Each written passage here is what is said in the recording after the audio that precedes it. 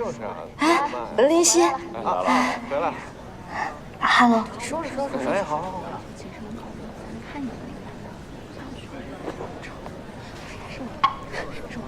小溪，我这个仿妆怎么样？有没有一种脱胎换骨的感觉？仿的是哪吒吗？小曼，你刚刚不是说你去卫生间了吗？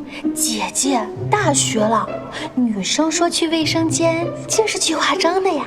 18岁了，你不能再像小孩子一样幼稚了，赶紧跟上我们成年人的步伐。啊！哎，过来这边。啊！小川，你看老师怎么说你做的？我还拿着书。夏林希，你这又是干嘛呢？没干嘛，你走吧。小溪，你挡我干嘛呀？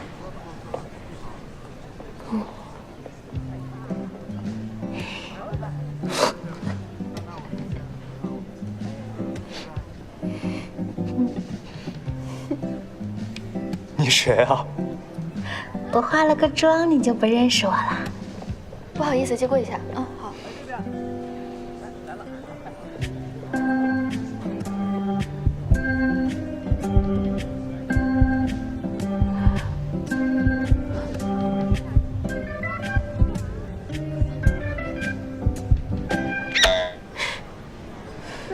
你眼睛上沾上东西了。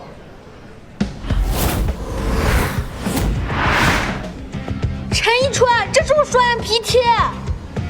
你这个颜色有什么区别啊？不是你。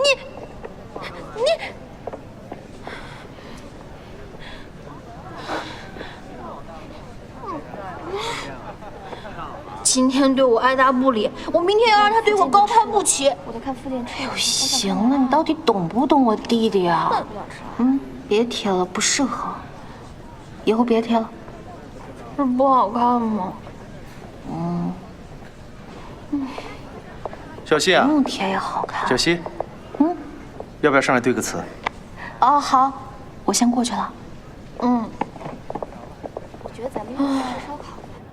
整个的流程就是这个样子。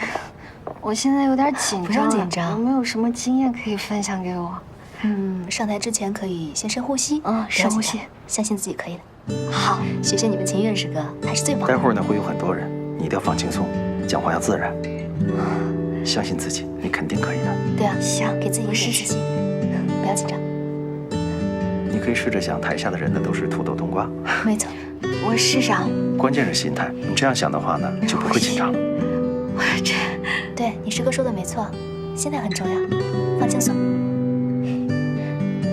深呼吸，就这样。我试试。你就把他们想成都是土豆冬瓜，跟你秦院士哥说的一样。土豆冬瓜真的有用吗？当然有用，这就叫精神胜利法。